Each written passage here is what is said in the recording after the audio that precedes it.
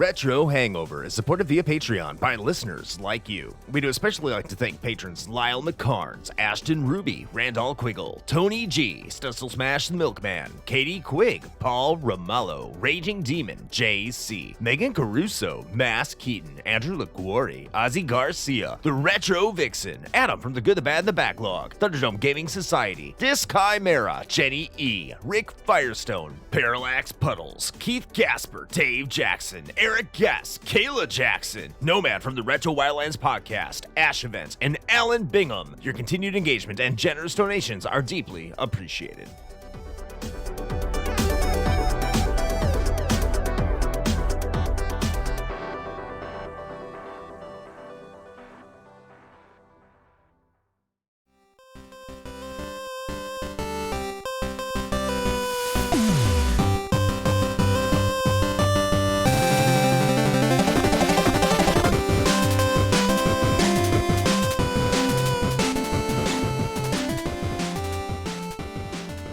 Welcome to The Flight, a consumable curation of champions and catastrophes that is considerate of your chronometer. Hello everyone, it's me Chris, and I have found sexy. That's what I'm here to tell you. That's why my voice is so much lower. That's all. My balls just got massive in the past week. I don't know where I found them. But speaking of balls, Shane, yes. Dick Dragonkoski is here as well. Oh, hey. How are you doing, Shane? I'm doing all right. I'm concerned that there may be an actual medical issue going on, but, you know, it's a nice side benefit, though. My wife calls it the biggest disappointment. Because your it could have been, your big balls. It could have been natural, but I'm probably dying. Ah, yeah, it's elephantitis. Yes. Gets the best Gonna of get us. that wheelbarrow, like in South Park. Well, hey, I mean, at least you can bounce around on them. It's a mode of travel at that point. It's like a pogo balls. That's what I want in life. I just want to run around on my balls like a beanbag kangaroo. There you go. Love it. I don't even know where to go from here on that. I don't either. Because I'm disappointed I couldn't think of anything better to say. Because today we are talking about our biggest gaming disappointments. And this topic was suggested by Studstill Smash the Milkman. And if you also want to nominate a topic that people can vote on for the flight, just head on over to our Discord. And we have a top 5 suggestions channel where you can post what you may want us to talk about. It hasn't gotten super weird yet, but I think, Shane, you've been doing a good job of blocking some of that out. And even when it does get weird, they don't select it. So who knows? Yeah, I mean, I keep saying it's only a matter of time, but I don't know. I mean, those topics are just still hanging out there, just waiting in the wings. But here we go. We got to get into this list before I do any more just weird euphemisms, because I think I've worn out the dick jokes for this episode. At least I've worn out that currency. It's spent. So I think, Shane, yes, you should start this one out, because I've just been such a disappointment on this intro. So what is your number 5 gaming disappointment? Number 5. All right. Well, I mean, I would imagine that this is just going to get progressively more intense as the list goes on. But I'm going to start off with one that, fortunately, I didn't have to experience, but it was nonetheless a pretty big disappointment. And that is Deus Ex Invisible War. So, all right, a little bit of backstory on this.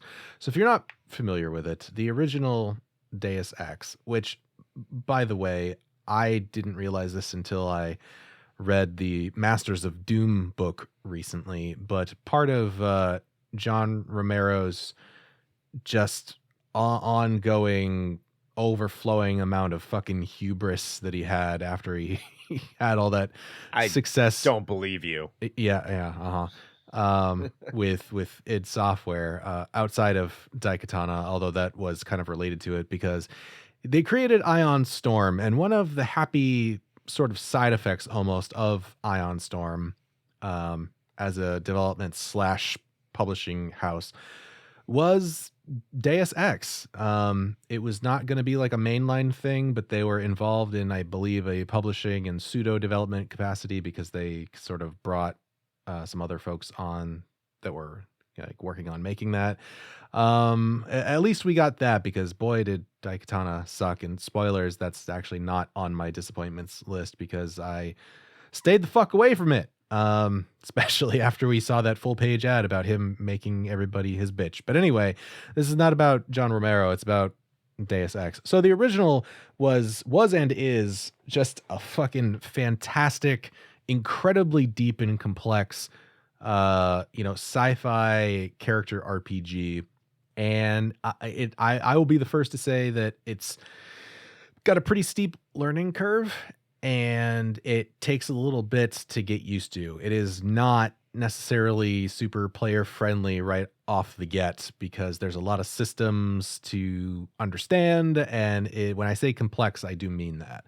So it's a little rough to get into it, but once you do, you're in for a treat. And there's a reason that it consistently comes up on top lists, because it is that good.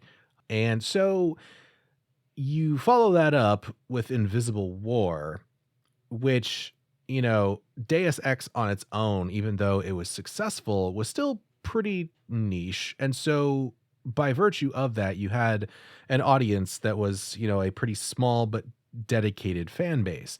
Especially with a game like this, it wasn't originally made for, mass adoption. Or if that was their intention, they certainly didn't nail that, because like I said, it's a little hostile to get into at the beginning. So then they made this decision to, with the second one, it's like, well, you know what, we're going to focus on this being not only more, streamlined, so it's more friendly for the casuals to get into. But Love casuals. But you know what? It seems like, Call of Duty and games like that are getting popular these days. And also the kids, they like the consoles. Because remember, Deus Ex was first and foremost a PC title. Unfortunately. So they basically took Invisible War and took a completely different direction. In my opinion, and a lot of folks' opinions, ended up watering down what was Deus Ex and turning it into more like a more standard console FPS with some RPG elements. And it lost a lot of that real deep complexity and systems and mechanics and story in favor of just being more of the shooty bang bang. And surprisingly, Invisible War actually got a lot of really good reviews back in the day, but in retrospect, it was, and I think is the lowest point in the whole Deus Ex series, for these reasons. And a lot of the diehard fans of the first game were supremely disappointed by this, and I was as well. And once I read the reviews about it when it came out, I didn't even touch it because I didn't want anything to do with it. I still have not touched it to this day. Is it like a passable FPS? Probably. It's probably fine. But when you stack it up to something like the original, it's just, there's no comparison. Well, it's a good thing I never played Deus Ex then, because now I cannot be disappointed. Yeah, there you go. Just start with Invisible War, and then all you can go is up from there. All it is up. Sorry, Keaton. I know you really want me to play that game. Maybe I will someday. I look forward to it. But in the meantime, let me talk about a game that the only reason I think it's number 5 is because I've done a really good job of erasing it from my memory. Because, oh boy, it was bad. And that is Twisted Metal 3. So I love Twisted Metal 2. I probably more back then. I have not played this game in a very long time.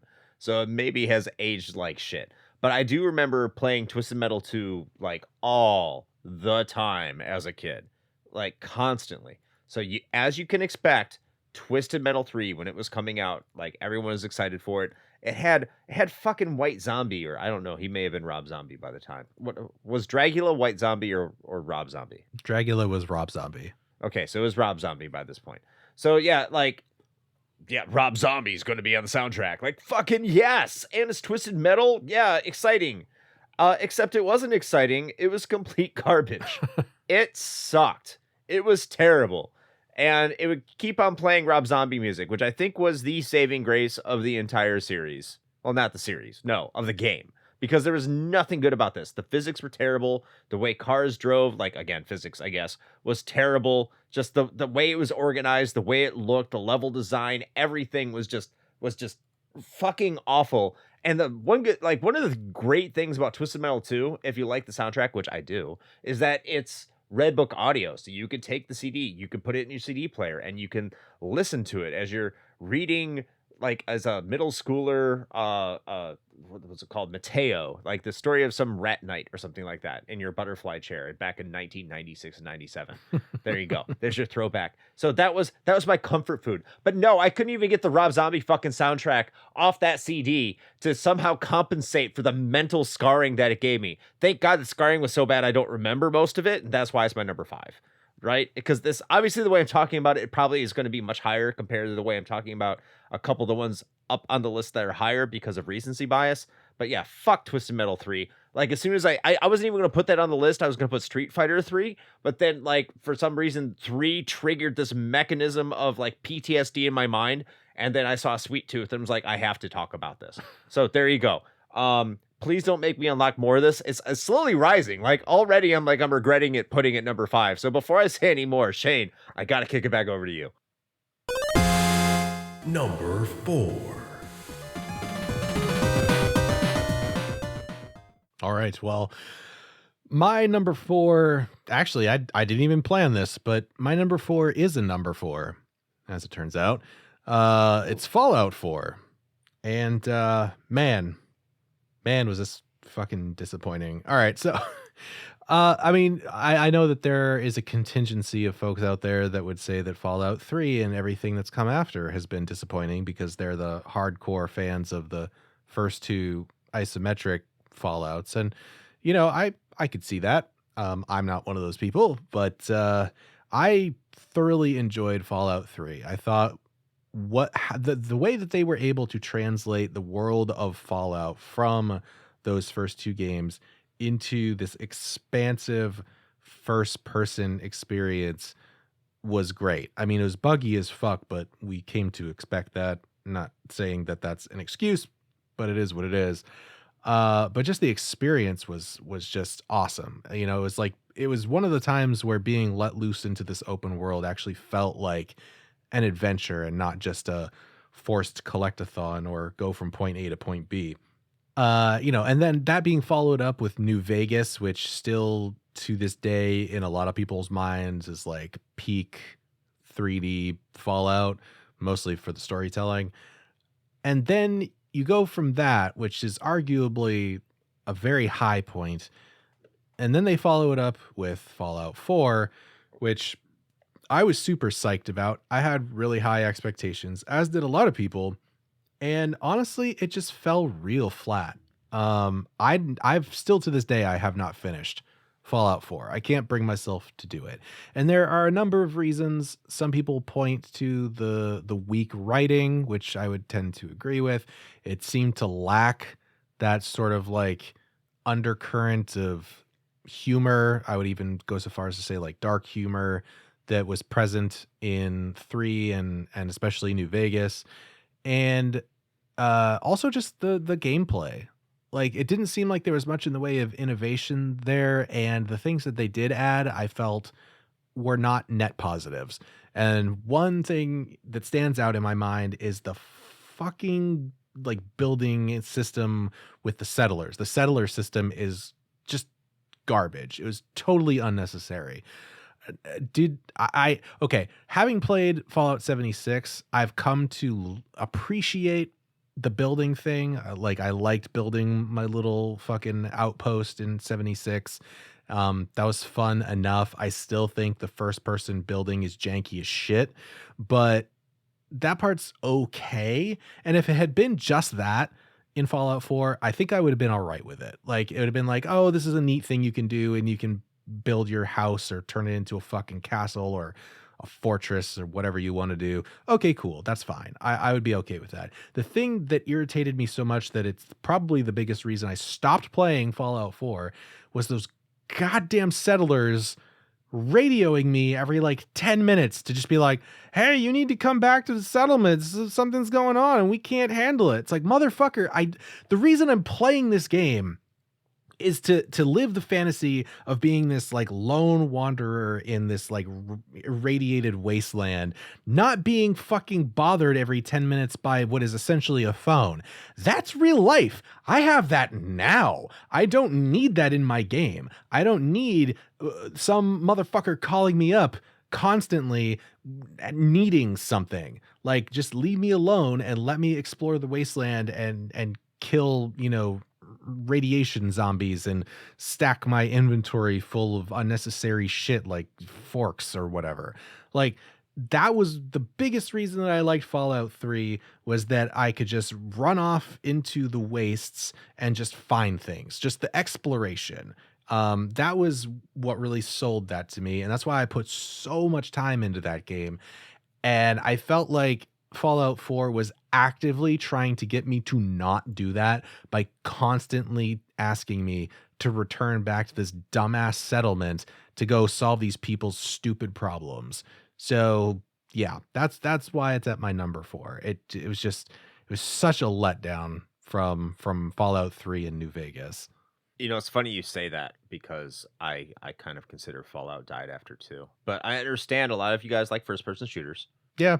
I mean, for me, I played, Fallout 1 and 2 back in the day. But for some reason, this not to go too far off track, but they never quite clicked for me in the way that it did for a lot of people. I don't know. There were some things that it just felt like it was kind of hard to really get into those games, but Fallout 3 kind of took that and just, I don't know. It framed it in such a way that I was able to really just get like immersed in it. So totally understand. So for my number 4, it's also technically a number 4, depending on who you talk to. And before I say the name of the game, and people who've been, in our Discord, I say our Discord a lot, but yeah, it's important. You should go join it. You'll know what game it is if you've been following it for a long time, because I'm going to issue an apology to the Good, Bad, and the Backlog podcast. Adam Kieran, I'm so sorry, because I used to give you shit for this all the time. I used to joke to you, and I did not understand why you said this game was bad. I thought that you were just being overly critical, or you're just being too elitist or snobbish, didn't like to play anime games. No, you were right. This game is incredibly mediocre. And that game is Ys Memories of Celceta. I have been playing, at the time of this recording, I've been playing Ys games for the better part of the past year and a half, trying to play through all of them. I'm almost done right now. I'm getting my way through Ys 9. But Ys Memories of Celceta was a game I was looking forward to, because I had always been told this was a retelling of Ys 4, Mask of the Sun, which was comparative to Ys 4, Dawn of Ys. I'm not going to get into why there are 2 Ys 4s, now technically 3. That's a whole entire different mess. But what I will say is this, is that the plot from both Ys 4, Dawn of Ys, and Ys 4, Mask of the Sun is like infinitely better than what they gave you in Ys Memories of Celceta. So I think like this disappointment is more self-imposed, because I was going into this game expecting the same plot, which I really did like from those games, aforementioned games. But Celceta doesn't do that. It gives you characters that I just didn't care about. I didn't know these characters. I didn't care about these characters. I didn't care about the new locations that they gave me into the lore. I didn't like how they reimagined other characters that were existing in those previous games and how they incorporated them into the new canon. It was infuriating. The combat was relatively boring. There just wasn't a lot. The way they had you flow through the game, and how you got to towns, and how you progressed the overall narrative, and just getting through the game itself, it was just overly convoluted, and I hated it. And now maybe if I went back, now that I have more of appreciation for what Ys 8 was doing, because it has the party system, and that was Celceta was the first one, and 7 was, I think, was the first one. and I got more used to it in 7. So maybe I could go back and not have as much disappointment. But I swear to God, I went in this game thinking it was going to be great, and I told everyone that it was great without playing it sight unseen because I had heard it was really good, and it was like drinking a warm flat soda on a really hot day when you were told it's cold. And that's the best way I can put it. It has all the flavor, but all of just the I hate myself because this is not a cold soda and it's flat. And that's East Memories of Salsetta. And I'm sorry, Adam. I'm sorry, Kieran, for giving you shit, especially Adam, because I gave you the most shit. You were right. This game is incredibly bland. Number 3. Well, speaking of things that didn't turn out the way that we wanted them to, my number 3 is Hellgate London. So I've talked about this at least a few times, I think, on the show at different occasions. Probably whenever we were talking about Diablo, because they're sort of inextricably linked to one another. And if you know the history behind it, you know why.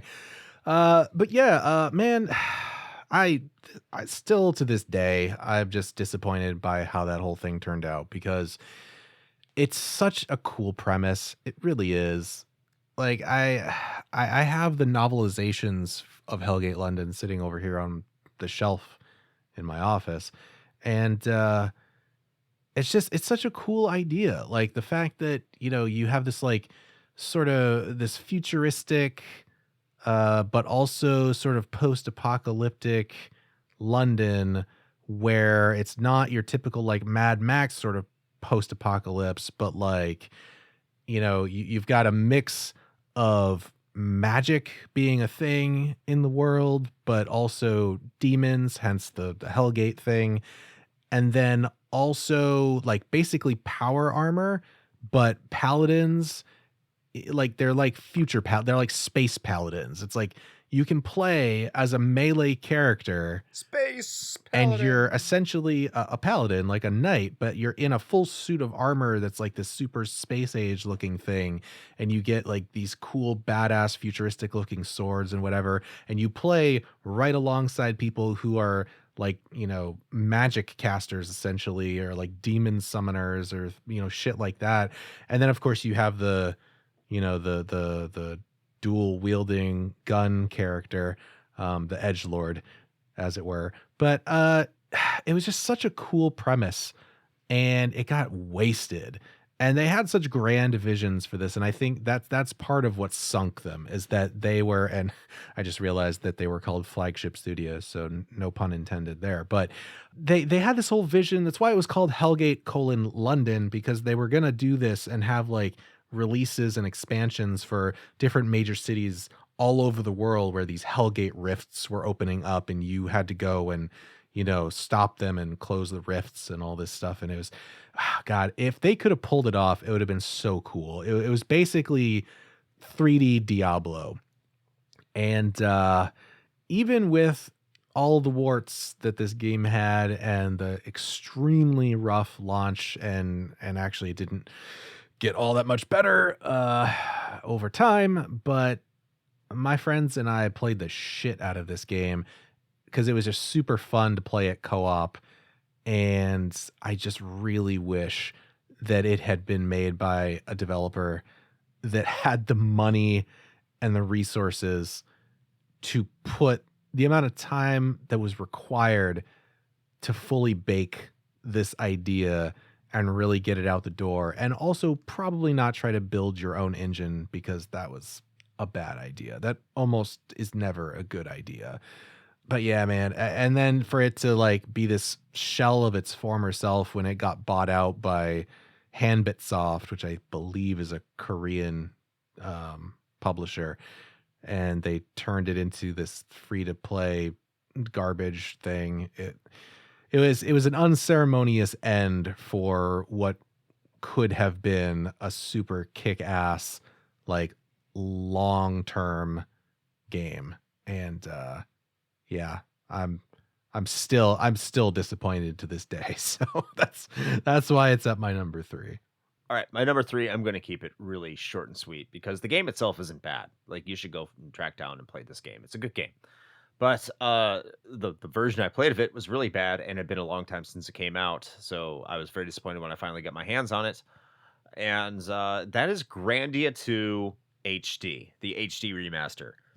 And that's because this game likes to crash. I played it on the Switch, by the way.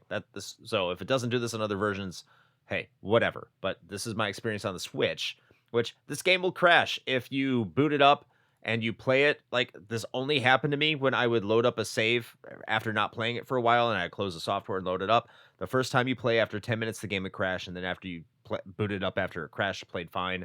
But it would do that ritually. So yeah, that's never fun.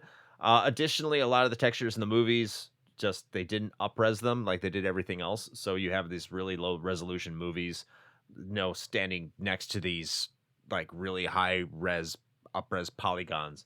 And I was so disappointed in that because I thought that if I have a new game, well, not a new game, but an old game that's been brought to new brought to new hardware, that this game should run conceivably flawlessly. This is a Dreamcast game. It was developed on a system that has somewhat simple architecture to develop for, and this shouldn't be that hard of a port. I understand why it was hard to get on the PS2, because the PS2 had like really difficult architecture, from what I understand. I'm not a programmer, but when I consider that now this is on modern consoles, maybe they lost the source code, maybe they had a lot of difficulty, but it just seems like a really lazy port. I was very, I guess, yeah, this is the theme, disappointed in what I got. And I mean, I'm happy I was able to play it. It exists, but go play this on your PS2, or dare I say, go play this on your Dreamcast. Holy shit. Or dare I say PS2, because these HD remasters are only there if you have no other way to play these. Number 2. All right. Well, we are moving into the final 2 for my list. It's about to get spicy. Yeah, I think the spice cometh. But yeah, my number 2 is Diablo 3 at launch. Wow. Specifically. Okay. Yeah, I need to qualify that. Diablo 3 at launch. Diablo 3 as it exists today is actually a pretty solid action RPG. I think if it didn't have the Diablo name attached to it, people would have an even higher opinion of it, because there's a lot of the weight of expectation that comes with something like the Diablo title. But no, Diablo 3 at launch was a fucking travesty, and I'm glad that they pulled it out of their ass and figured it out. They, I think, solved a lot of those problems with the Reaper of Souls expansion. But yeah, man, Diablo 3, good Lord. I mean, there's no way that you could have met the hype, right? Like the hype coming from Diablo 2, the expectations were at a fever pitch, and that kind of a thing you can never quite match. But I don't even think they got close with Diablo 3 when it first released. I mean, for the longest time, I was embarrassed that I had, or have, I should say, the Diablo 3 collector's edition. I mean, it's a cool looking box. It's all white and looks really neat and everything. But I was embarrassed to have it because I was just like, oh God, they fucked this up. Like, Diablo 3's shit. Like, they've ruined my favorite series. And there were a lot of issues that made it, such a disappointment when it first came out. I mean, Blizzard is always known for their kind of rocky launches. Like, that's nothing that was unexpected. We got the error codes. I can't remember what it was. I think error 83 or something like that. It was a meme for quite a while, but the errors of like just not being able to log in at all. But once you got past that, just the game itself felt half baked. Like, it's like they didn't test it well, and it wasn't even the gameplay was fine. I mean, Blizzard is known for really two things, like superb CG cutscenes and buttery smooth gameplay, and they got both of those down. But the balance was atrocious. And I know some people were super into it and to this day will defend the original implementation of the torment difficulties, but they were stupid hard and there was no reason for it to be that overtuned. And also, and probably the bigger thing, was the real money auction house. Now, I don't know if that's news to anybody that's listening to this, because I feel like most people know about that. But then again, we live in this sort of bubble where we just think that everybody knows all this shit. But if for some reason you were not familiar with that, yeah, Diablo 3 had an auction house built into the game that used real actual money, your hard-earned ducats, to just straight up buy gear. Now, that in and of itself is god awful, but it also in an ARPG where it is centered on loot, this completely short circuits that entire gameplay loop, because the whole thing that gets people sucked into a game like Diablo is that loop of being like, okay, I'm leveling and I'm getting better gear. And then I found this really sweet piece of gear and that just rocketed me up. So now I'm kicking ass. And then eventually that'll balance back out again. And then I'm going to need to find better gear and so on and so on and so on. And so that's always the carrot on the stick, the treadmill, right? Is always trying to get better loot for your character. And this just completely destroys that. And they had to balance the game around the expectation that people were just going to drop money to buy the best items to kit out their characters. And so people who didn't do that, i.e. me, got fucked, because the game, like I said, was unnecessarily difficult the further you got in, because if you didn't have like the best in slot gear, you were going to get fucking trounced. And so there were just so many bad decisions that went into Diablo 3 at launch that honestly, I'm surprised that it survived. If it wasn't Blizzard, if it didn't have the legacy of Diablo 1 and 2 and Blizzard's then stellar reputation backing it up, if this was any other developer, it would have tanked and we probably would have never heard from them again. But, you know, they rode on, you know, that notoriety, I guess, long enough to be able to actually get the thing fixed. And this isn't even going into the plot line. The plot of Diablo 3 is hot trash. That's never changed. Yeah. That's still fucking disappointing, for the record. I don't know how, because it's supposed to be far enough in the future that it probably would be unrealistic, but there's still a small part of me that really wants them to just retcon that bullshit with Deckard Cain getting killed by that dumbass butterfly demon in Diablo 4, so that we can just fix that. Let's just pretend Diablo 3 never happened from a plot perspective, because it's fucking atrocious. But it's fun to play now, so there's that. It's good now. It's good now. That's what counts. Okay, my number 2 is, I think, more of a victim from the massive amount of high praise that the game got before I finally got to it. So get your glass of milk ready, everybody, because this might be a little bit of a spicy one. My number 2 is Paper Mario and the Thousand-Year Door. Oh, yes. I cannot stand this game. I never want to touch this game ever again. I'm keeping it in my collection because I never trade anything in, which is kind of a little bit of foreshadowing to my number 1, and we'll get to that eventually. But what I'm talking about is my problems with this game is just the navigation, is the constant backtracking, is to getting anywhere that you need to go in this game. And maybe I missed something. Maybe you don't need to, like, needlessly navigate your way and do stupid performative bullshit every single time you want to get to any area of the map. Maybe you don't need to do that. Maybe you don't need to fight every single inconsequential battle, which requires like almost strategic combat mapping every single time you do it, because like there's no real level up system to anything significant. The writing is fantastic, but it just doesn't save the game from just grueling tedium. And that's what I would put Paper Mario and the Thousand-Year Door at. It's just repetitive, you know, monotonous tasking over and over and over again. And yes, like that's not to say that they don't change the scenery up, but like when they have these little phases and little events, It's just, to me, it just seemed like you have to keep doing the same thing over and over and over again until you got to the end of that segment. And it bored me to tears. I couldn't stand it. And I understand a lot of people love this game. I am not one of them. And your hype for this game, I blame you if you told me this game was good. I don't blame myself. I am blameless. I am perfect. And it is your fault.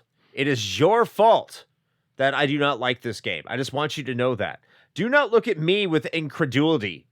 If I think I said that right, maybe I slurred a little bit, but incredulity. There it is. Do not look at me and think that I did something wrong here. No, no, no, no, no. Your hype failed me.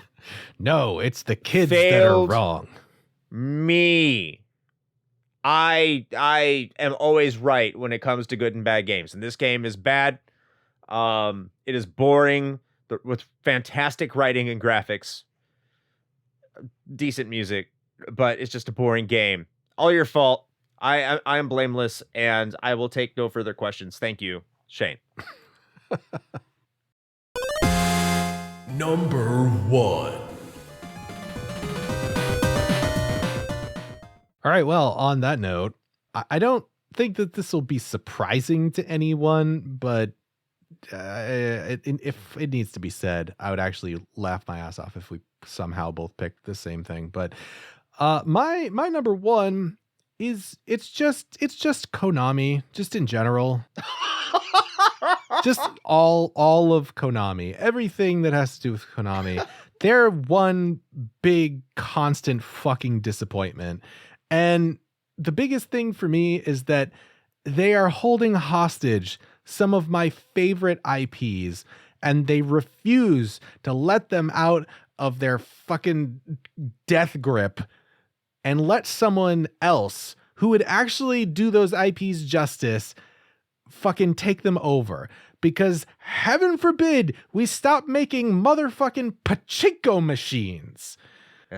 I can't, I mean, there's not even much more that I have to say about it. Konami just fucking sucks. They are a husk of their former selves, and they have been for a very long time.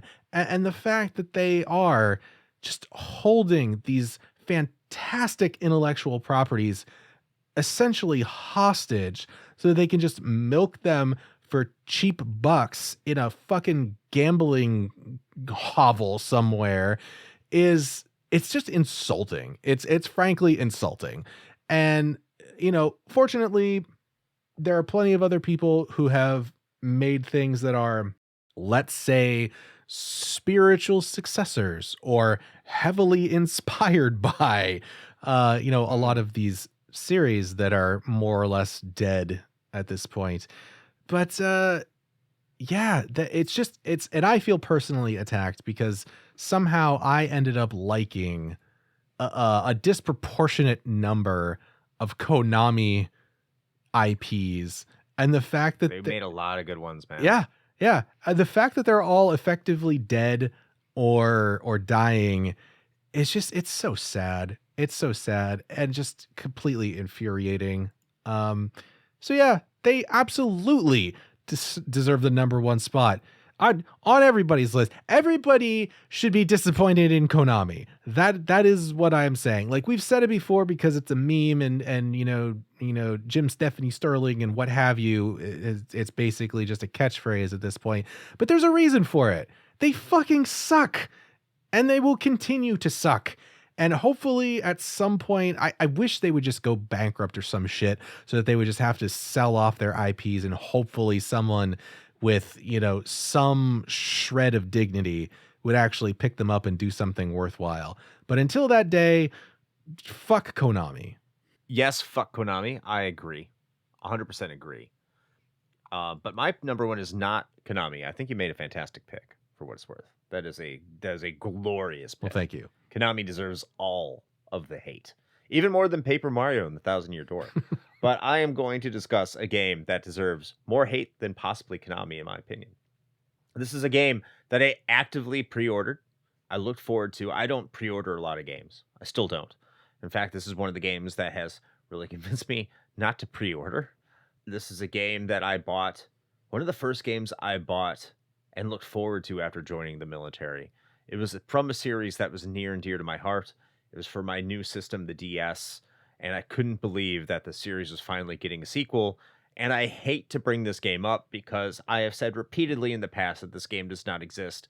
But for the sake of this episode, you're in for a treat. I am acknowledging this game for the whopping 3 to 5 minutes I'm going to talk about it.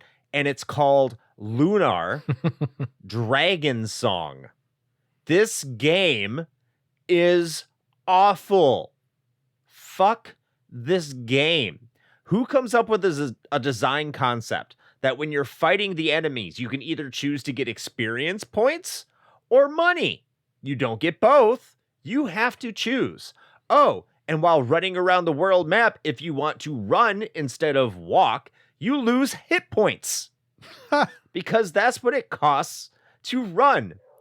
The entire setup of this game, which doesn't even remotely, in my opinion, in any meaningful way in like the opening 2 hours, because by that point I was done.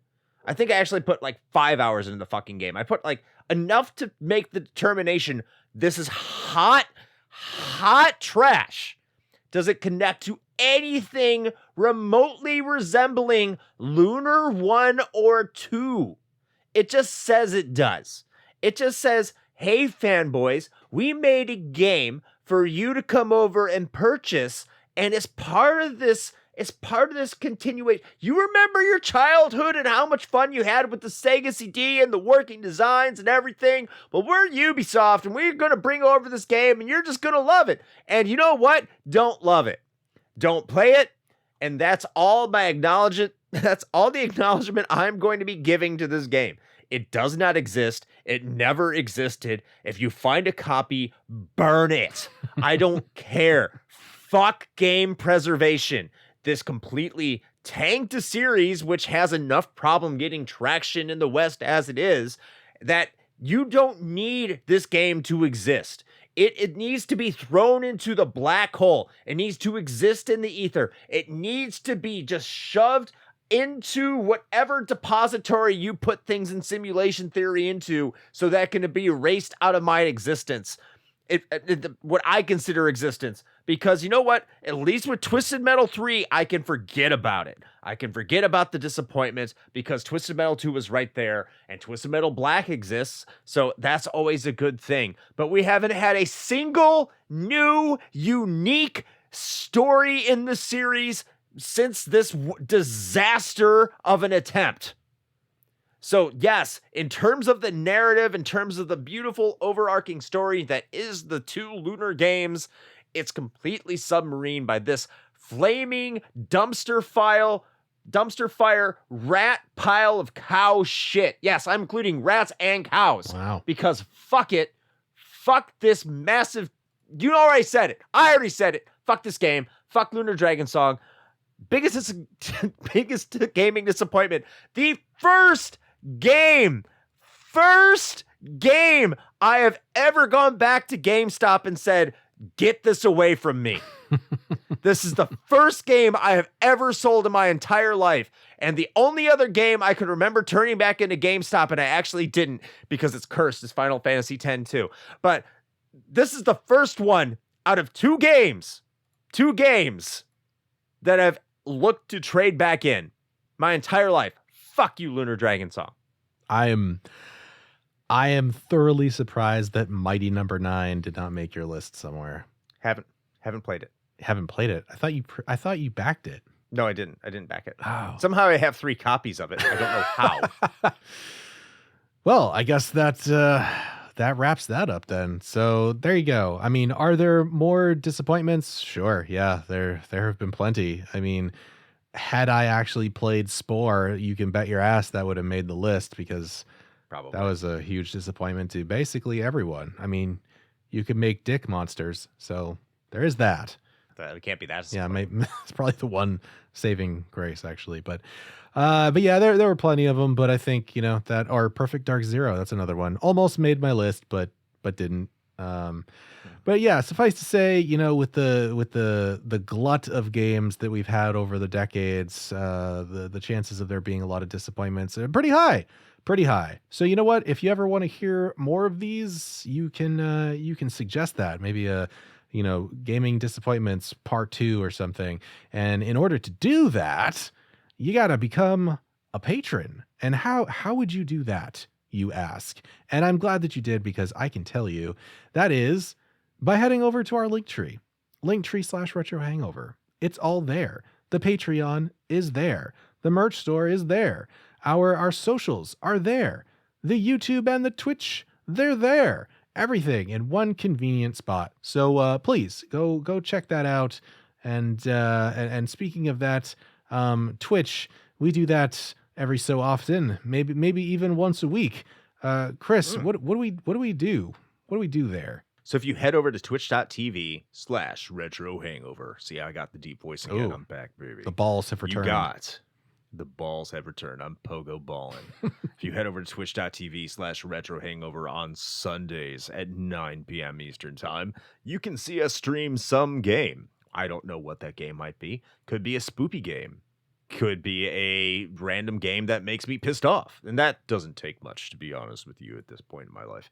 So just head over once again to twitch.tv/retrohangover on Sundays at 9 p.m. Sunday. Head on over there, 9 p.m. Eastern time at twitch.tv/retrohangover. Back to you, Shane. All right. Well, I don't think I have any more that I could possibly add to that. So I suppose until next time, Play with your micro penis joysticks.